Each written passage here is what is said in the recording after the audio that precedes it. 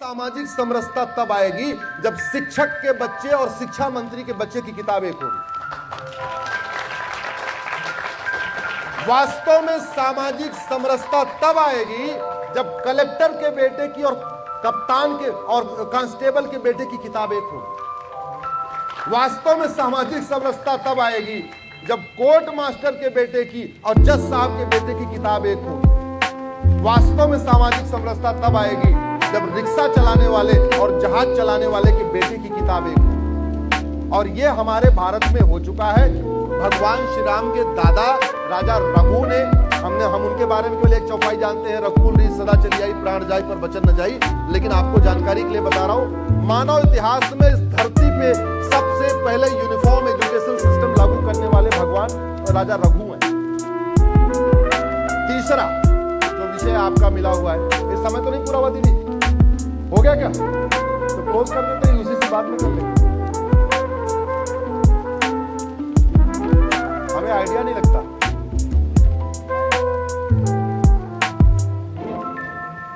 मानव इतिहास में सबसे पहले यूनिफॉर्म सिविल कोड लागू करने वाले भगवान श्री राम। भगवान श्री राम के पहले तक बहुविवाह प्रथा थी, और वैसे भी भगवान श्री राम तो चक्रवर्ती नरेश थे। उस जमाने में ये भी व्यवस्था होती थी कि राज्यों से संबंध अच्छे बनाने के लिए भी रोटी और बेटी का रिश्ता रख दिया जाता था कि राजकुमारी को अपना, एक राजा को अपना दामाद बना लिया तो दोनों राज्यों में कभी युद्ध नहीं होगा, रिश्ता जुड़ गया, ऐसी व्यवस्था होती। लेकिन उस समय भगवान श्री राम ने कहा एक नारी व्रत, उत्तरकांड में चौपाई है, वाल्मीकि जी भी लिखा हुआ है। बोले ना, अब आगे से एक पति और एक पत्नी का नियम चालू होगा। और प्रजा को स्पष्ट संदेश देने के लिए भगवान श्री राम ने एक विवाह किया, और जब भगवान ने एक विवाह किया तो फिर लक्ष्मण जी ने भी एक ही किया, फिर भरत जी ने भी एक ही किया, फिर शत्रुघ्न जी ने भी एक ही किया, फिर चारों भाइयों ने एक एक विवाह। उस जमाने में न पर्यावरण की समस्या थी, न बेरोजगारी की समस्या थी।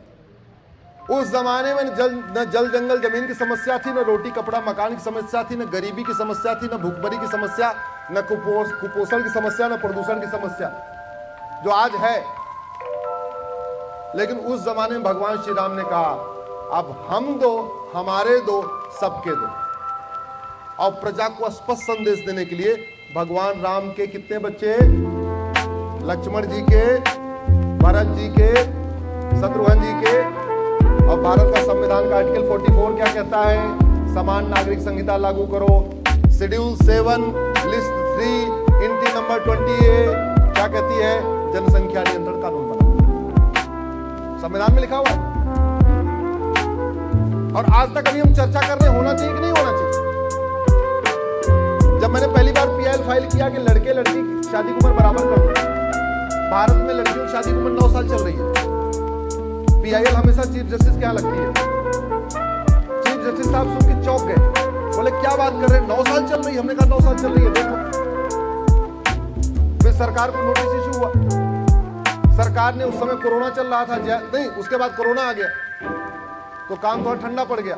फिर बाद में सरकार ने जया जेटली कमेटी बनाई मेरी PIL के बाद। फिर जया जेटली कमेटी ने बताया, मैंने अपनी PIL में लिखा था कि दुनिया के 125 देशों में शादी विवाह की उम्र समान होती है, कॉमन होती है, लड़का लड़की दोनों की बराबर होती है। तब जाके वो बिल बना, लड़के लड़की की शादी की उम्र बराबर होनी चाहिए। हालांकि अभी वो पास नहीं हो पाया, UCC आ नहीं पाया। तो आज भी भारत में एक कम्युनिटी के लड़कियों की शादी की उम्र 9 साल है। जब तक इधर शादी होती तब तक उधर 7 बच्चे हो जाते, उस लड़की की जिंदगी बर्बाद। WHO कह रहा है 18 साल से पहले शादी मत करो। डॉक्टर कह रहे हैं कि बचपन में आज की जो परिस्थितियां हैं, आज की जो हवा है, आज का जो पानी है, इन परिस्थितियों में 20 साल से पहले प्रेगनेंसी बहुत घातक है। ये WHO भी कह रहा है, डॉक्टर भी कह रहे हैं। इसके बावजूद 20 साल होते होते 6 बच्चे हो रहे, जनसंख्या विस्फोट हो रहा है। भाई लड़के लड़की की उम्र समान होनी चाहिए कि नहीं? जोर से बोले जरा। ग्राउंड्स ऑफ डिवोर्स एक समान होना चाहिए कि नहीं? प्रोसीजर ऑफ डिवोर्स एक समान होना चाहिए कि नहीं? मेंटेनेंस यानी गुजारा भत्ता एक समान होना चाहिए कि नहीं? एडॉप्शन का राइट सबको एक समान होना चाहिए कि नहीं? गार्जियनशिप का राइट सबको एक समान होना चाहिए कि नहीं? माता पिता की देखभाल का अधिकार सबको मिलना चाहिए कि नहीं? मैंने सक्सेशन की पीआईएल फाइल किया कि लड़के लड़की को सबको जो है यूनिफॉर्म सक्सेशन दो। मेरे पास कश्मीर से फोन आया, उसने अखबार में पढ़ा, साहब आपने बहुत अच्छा किया, बहुत अच्छा किया। मैंने तुम्हारा क्या नाम? बोले राशिद। हमने कहा तुम इतने खुश क्यों हो? बोले साहब हमारे मामा नहीं है, नाना के पास कई करोड़ की प्रॉपर्टी है, लेकिन नाना हमें अभी देही प्रॉपर्टी नहीं दे सकते। हमका क्यों? करें वो पर्सनल लॉ के चक्कर उनकी प्रॉपर्टी वक्त में जाएगी, मेरे पास नहीं आ पाएगी। बताओ ये कौन सा कानून है कि एक पिता को अपनी बेटी को प्रॉपर्टी देने से रोक रहा है? ये कौन सा कानून है एक पिता को अपने दामाद को प्रॉपर्टी देने से रोक रहा है? यूनिफॉर्म सिविल कोड आएगा, लड़के लड़की की शादी की उम्र बराबर हो जाएगी, विरासत का अधिकार सबको एक समान हो जाएगा, वसीयत का अधिकार सबको एक समान हो जाएगा, माता पिता की देखभाल का अधिकार सबको एक समान हो जाएगा, गुजारा भत्ता का अधिकार सबको एक समान हो जाएगा, बच्चे को गोद लेने का अधिकार सबको एक समान हो जाएगा। ग्राउंड्स ऑफ डिवोर्स, किस आधार पे डिवोर्स होना है वो सबका कॉमन हो जाएगा। गुजारा भत्ता का फार्मूला सबके लिए कॉमन हो जाएगा। जब मैंने ट्रिपल तलाक चैलेंज किया तो मुझे लगा यही एक ही तरीके का तलाक होता है। अब 3 तलाक खत्म हो गया तो शायद समस्याएं खत्म हो गई। तो जब 3 तलाक खत्म हो गया तो पता चला अभी 4 और बाकी है। उसको तलाके बिद्दत कहते हैं।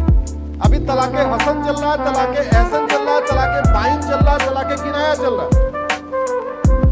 मेरे पास कर्नाटक में कलबुर्गी से एक लेडी डॉक्टर आई, doctor Saeeda Amreen, MBBS MS gynaecologist. उसका हस्बैंड MBBS MD फिजिशियन, घर में नर्सिंग होम, सास ससुर भी डॉक्टर। ये बैकग्राउंड इसलिए बता रहा हूं कि आप ये मत सोचना किसी गरीब और ऐसे अनपढ़ अनाड़ी की बात है। सास ससुर डॉक्टर, पति पत्नी डॉक्टर। उसने कहा जाओ तुम्हें आजाद किया। अगले दिन बोला जाओ तुम्हें आजाद किया। तीसरे दिन बोला जाओ तुम्हें आजाद किया। और चौथे दिन बोला सामान लेके जाओ, आजाद हो गई, जाओ। वो डॉक्टर अपने मायके आई, बोले पिताजी उसको काजी के पास ले गए। बोले काजी साहब 3 दिन बोल दिया आजाद किया, आजाद किया। बोले काजी ने बोला आजाद हो गई। तो बोले ये कौन सा तलाक है? बोले तलाक बाइन है। एक और महिला आई मुंबई से, उसको थोड़ा इसी से मिलता जुलता। बोले ये कौन सा तलाक? बोले तलाक किनाया है। एक लड़की रिपब्लिक टीवी में काम करती है, नाम है बेनजीर हिना। मैं ऐसी लड़कियों का नाम बता रहा हूं जिन्होंने हमको अलाउ किया हुआ कि आप मेरा नाम ले सकते हैं। दिल्ली से पढ़ी लिखी, रिपब्लिक टीवी में काम करती है। हस्बैंड उसका दिल्ली हाईकोर्ट में एडवोकेट।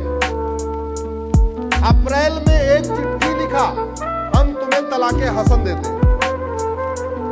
मई में एक चिट्ठी लिखा, हम तुम्हें तलाके हसन देते हैं। और जून में चिट्ठी भी नहीं लिखा, वो 30 रुपए रजिस्ट्री का लगता था ना, वो भी बचाया।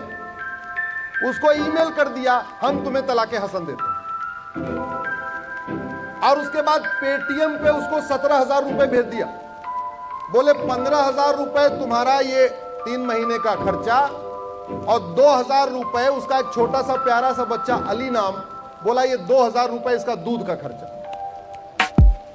17,000 रुपए में क्या हो गया? तलाके हसन। भारत में वो भी रहती है, भारत की बेटी है, कन्वर्टेड हिंदू है।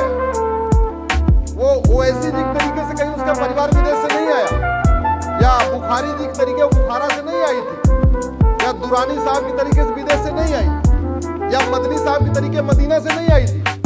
अरे वो भी कन्वर्टेड, वो यहीं की रहने वाली। क्या पता उसके फोरफादर या तो यादव होंगे, या पटेल होंगे, नाई होंगे, धोबी होंगे, हरिजन होंगे, सरोज होंगे, कुछ ऐसे ही रहे होंगे। भारत की रहने वाली, और उसके साथ ये कानून। तो कहते हैं भारत में संविधान है। भारत में संविधान चल रहा है कि बहुविधान चल रहा है? जोर से बताओ जरा। बहुविधान। मजहब के आधार पे नियम चल रहा है, मजहब के आधार पे कानून चल रहा है, मजहब के आधार पे बोर्ड चल रहा है, मजहब के आधार पे ट्रिब्यूनल चल रहा है, मजहब के आधार पे वजीफा हो रहा है, मजहब के आधार पे लोन हो रहा है, सब कुछ मजहब के आधार पे। मेरा व्यक्तिगत मानना है संविधान का मतलब होता है समान विधान, एक देश एक विधान। इसलिए गुलामी की शिक्षा बदलनी चाहिए, समान शिक्षा लागू होनी चाहिए, गुलामी की नागरिक व्यवस्था बदलनी चाहिए, समान नागरिक संहिता लागू होनी चाहिए। ऐसे अनेक विषयों पर मेरी PIL है, लेकिन आज का विषय ही कंप्लीट होता है। मैं भाई राजीव दीक्षित जी के लिए आज एक नारा लगाता हूं। आप लोग जोर से नारा लगाइए, लेकिन आपकी आवाज यहां आनी चाहिए, तभी तो रिकॉर्ड हो गए। तो खड़े होकर जोर से बोलिए। ये नारा मैं अपने बड़े भाई, अपने मित्र, भारत रत्न स्वर्गीय राजीव दीक्षित जी को समर्पित करता हूं। हाथ उठा के जोर से बोलिए। आपको बोलना है, हमें चाहिए आजादी। ये नारा मेरा था, लेकिन बाद में इसको JNU वालों ने चुरा लिया, वामपंथियों ने चुरा लिया। गुलामी के नाम से, ऐसे नहीं, जोर से बोलो, संसद और सुप्रीम कोर्ट तक पहुंचना चाहिए। गुलामी के नाम से, गुलामी के निशान से, गुलामी की शिक्षा से, गुलामी के इतिहास से, गुलामी की कुरीतियों से, गुलामी की कुप्रथाओं से, गुलामी की पुलिस व्यवस्था से, गुलामी की न्यायिक व्यवस्था से, गुलामी की टैक्स व्यवस्था से, लब जिहाद और लैंड जिहाद से, रोहिंग्या बांग्लादेशी घुसपैठ से, बम विस्फोट, जनसंख्या विस्फोट से, ड्रग्स जहाज, पौन जहाज से। भारत माता की, भारत माता की, भारत माता की। बस एक और लगा दीजिए, मैं बोलूंगा एक देश एक विधान, आप कहेंगे मांग रहा है हिंदुस्तान। एक देश एक विधान, एक देश एक विधान, एक देश एक विधान। बहुत बहुत धन्यवाद, बहुत बहुत आभार।